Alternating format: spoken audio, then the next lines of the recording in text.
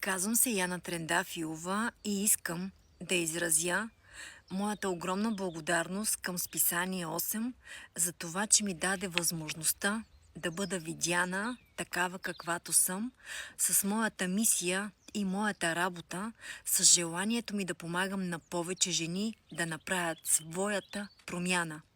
Благодарение на тази публикация аз достигнах до много повече хора. Жени, мъже, деца, които имат нужда от подкрепа, насока и ново начало. Само за последния месец над 1200 души се присъединиха към моите безплатни групи за детокс и по-добро аз. Това не е просто едно число. Това за мен са животи, истории, надежда и нови решения.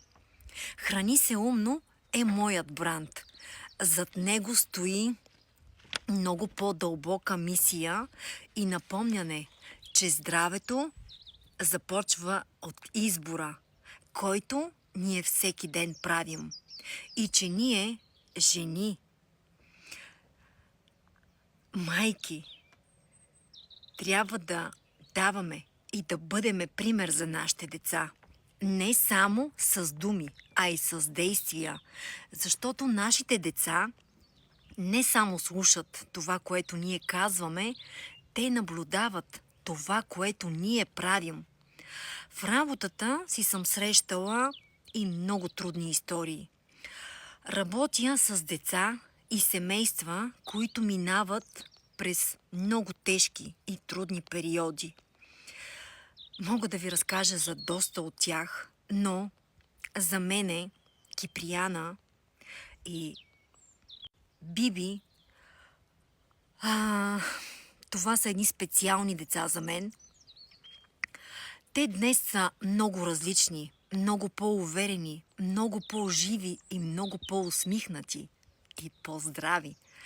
За мен това е истинска победа. Не само като външна, но и вътрешна промяна. Виждам светлината в очите им. И това ме кара да продължавам. Защото няма нищо по-ценно от едно усмихнато дете и едно благодарно семейство. Много благодаря на Списание 8 от цялото си сърце и душа. Искам да ви пожелая да бъдете много здрави, да сте все така вдъхновени и с вашата мисия за мир и любов. Продължавайте да правите добро, защото то се връща.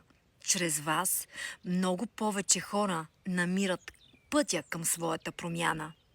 С обич и благодарност, Яна Трендафилова. Обичам ви. Обичайте и себе си, бъдете по-добри и правете добро. Амин.